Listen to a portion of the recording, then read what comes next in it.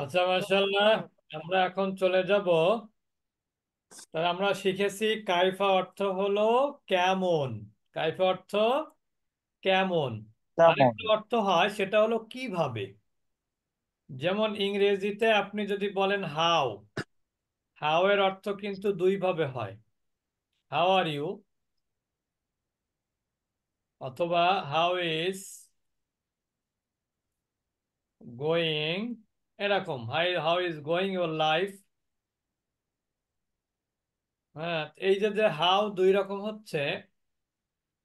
তা এইটা হচ্ছে, বা how will you go to your house, তুমি কিভাবে তোমার বাড়ি যাবে।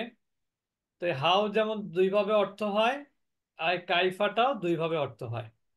এরপরে মুফিদুন, মুফিদুন শব্দের অর্থ হলো উপকারী। মুফিদুন অর্থ কি? উপকারী। বুঝতে উপকার। পেরেছেন?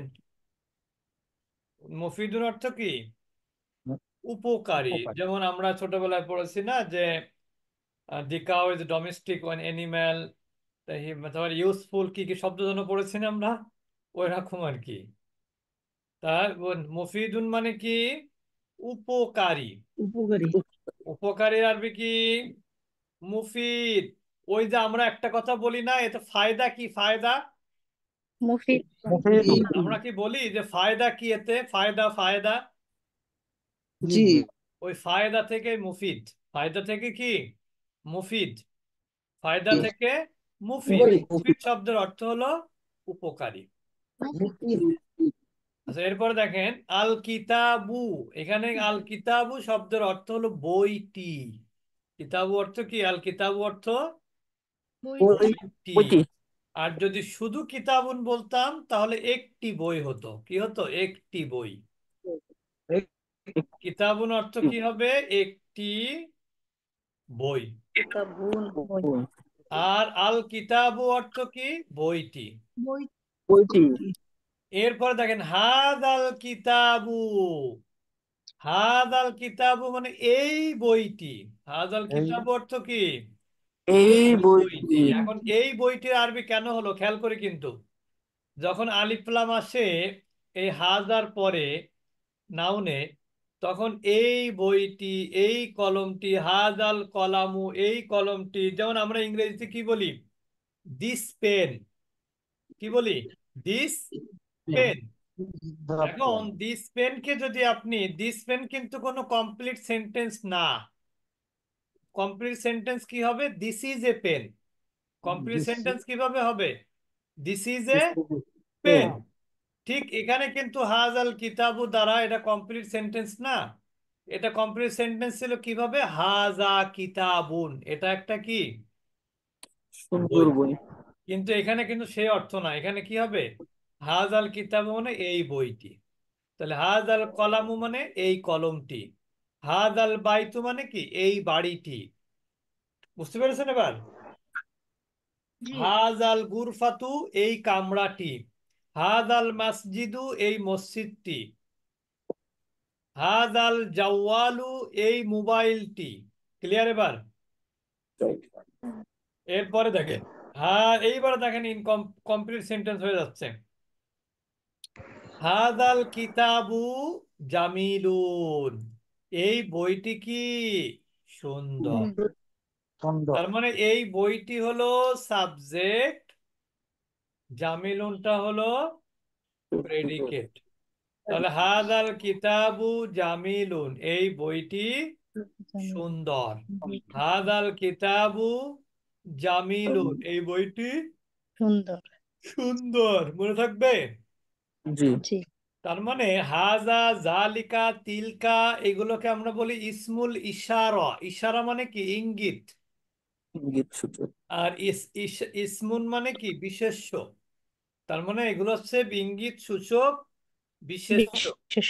এবং ইঙ্গিত সূচক সূচক বিশেষ্যের পরে নাউন থাকবে কিন্তু একটা, এটা স্বাভাবিক, সব ভাষাতেই থাকে। যেমন ইংরেজিতে যেমন দিস, এটা কিন্তু ইঙ্গিত সূচক। ইংরেজিতে দিস, ইংরেজিতে দ্যাট, এগুলোতে রিলেটিভ প্রোনাউন, ডেমনস্ট্রেটিভ প্রোনাউন বলে এগুলোকে। এটা কিন্তু ইঙ্গিত সূচক। এখন এরপরে যদি একটা নাউন আসে তাহলে আমরা কি বলি? দিস ম্যান, দ্যাট ম্যান, তাই বলি না? জি। জি।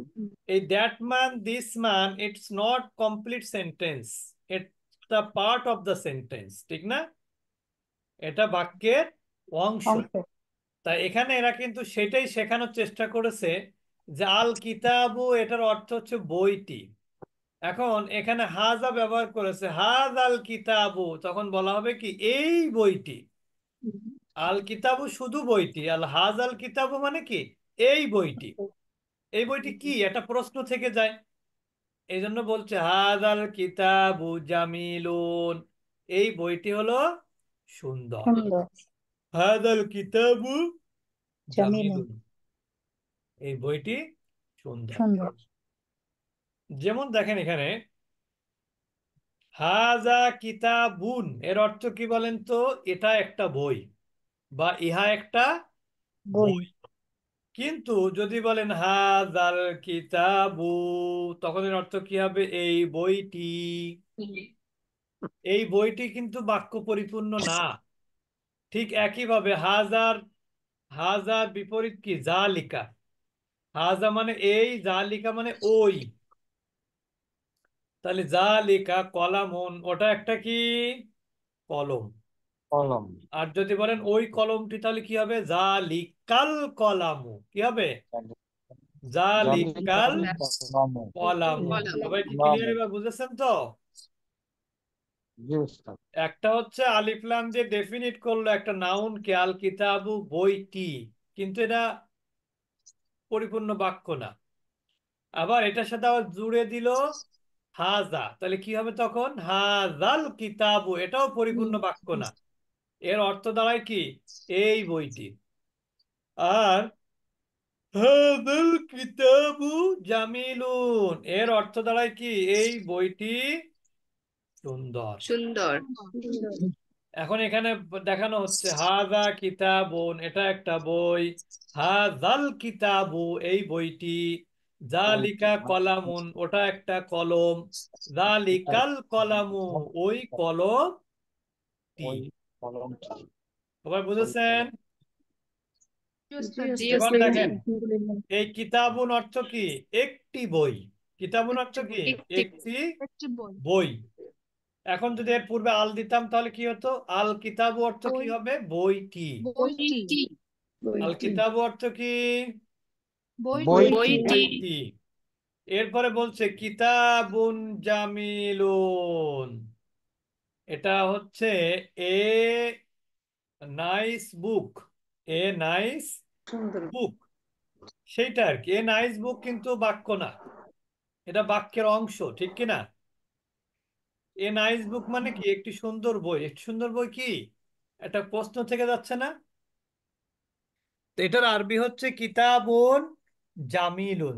এটাকে বাক্য করা যায় কিভাবে জানেন? খেয়াল করেন কিন্তু এই আল, এখানে কিতাবুন আছে তো, এখানে আল কিতাবু যদি বলেন তাহলে কিন্তু বাক্য হয়ে গেল। কি অর্থ হবে তখন? আল কিতাবু জামিলুন, বইটি সুন্দর। আমি একটু আগে বলেছি এ নাইস বুক। এখন আপনি যদি বলেন দা বুক ইজ নাইস, তাহলে কি হয়ে গেল? বাক্য হয়ে গেল না? জি। তাহলে ওইখানে কিন্তু বাক্য করলেন নাউনের আগে ডেফিনিট দা দিয়ে। আর এখানেও আলিফলাম, এটাও নাউনের আলিফলামের সিমিলার হারাকা হরকত, মানে সব বর্ণ। তাহলে আল কিতাবু জামিলুন হলে অর্থ কি হতো? বইটি সুন্দর। সুন্দর। এখানে দেখেন হাদা কিতাবুন জামিলুন, এখানে হাদাটা কিন্তু সাবজেক্ট, কিতাবুনটা নাউন, জামিলুনটা অ্যাডজেক্টিভ। কিতাবুন নাউনকে আমরা কি বলেছি? মাউসুফ। কি বলেছি? মাউসুফ। মাউসুফ। কারণ এই দুইটার মধ্যে চারটা মিল আছে। আর জামিলুনটা হলো সিফাত। বুঝেছেন? তাহলে হাদা কিতাবুন জামিলুন, এটা একটা সুন্দর বই, পরিপূর্ণ বাক্য হয়ে গেল। আচ্ছা, এখানে এই পর্যন্তই থাকুক, কারণ হচ্ছে পরে একটা আলাদা নিয়ম। আমরা এই পর্যন্ত পড়লাম নিয়মের নিয়মগুলো একটু মনে রাখার চেষ্টা করবেন। কিতাবুন অর্থ একটি বই, কিতাবুন জামিলুন অর্থ হচ্ছে একটি সুন্দর বই, আর হাজা কিতাবুন জামিলুন মানে এটা একটা সুন্দর বই। সুন্দরবন। তো আমরা ইনশাল্লাহ আগামী ক্লাসে আর একটু সামনে পড়বো, আমরা অল্প অল্প করে পড়তেছি এই জন্য